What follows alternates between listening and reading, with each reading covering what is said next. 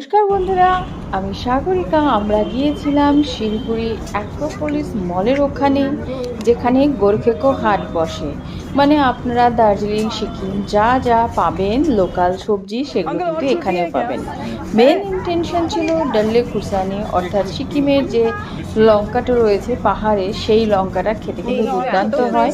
তো এটা ভিনিগার দিয়ে প্রিজার্ভ করে রাখা হয় সারা বছরের জন্য, নির্দিষ্ট একটা সিজনেই পাওয়া যায়। তো সেখান থেকেই ডালে খুরসানি নিয়ে এসেছিলাম। দেখুন ভীষণ ঝাল হয়, তাই প্লাস্টিক দিয়ে।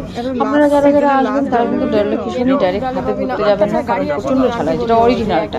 এখন তো গোল গোল লঙ্কা অনেক পাওয়া যায় ভ্যারাইটিস, কিন্তু মেন ডালে খুরসানির ঘ্রাণ যেরকম আর ঝালও সেরকম, খেতে কিন্তু ঠান্ডার সময় অসাধারণ লাগে। ভাতের সঙ্গে, ডালের সঙ্গে, সব কিছুর সঙ্গে খুব সুন্দরভাবে খেতে পারবেন। তো ডালে খুরসানি নিয়ে এসেছি। দেখুন, এটা কিন্তু প্রিজার্ভ করার একটা প্রসেস রয়েছে। তো নিয়ে এসেছি, ভাবছিলাম খারাপ হয়ে যাবে অন্য। দেখুন আমি হাতা দিয়ে তুলছি, হাত দিয়েও তুলছি না, এতটাই ঝাল হয়। তারপরে এই ডালেগুলো ভালো করে ধুয়ে নিয়েছিলাম একটা ভালো জারের মধ্যে।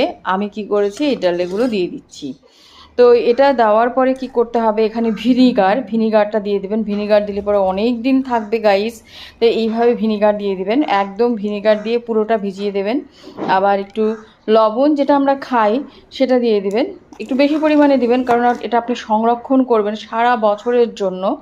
তো এইভাবে লবণ দিয়ে সুন্দর করে প্রিজার্ভ করে কিন্তু ঘরে রেখে দিতে পারেন।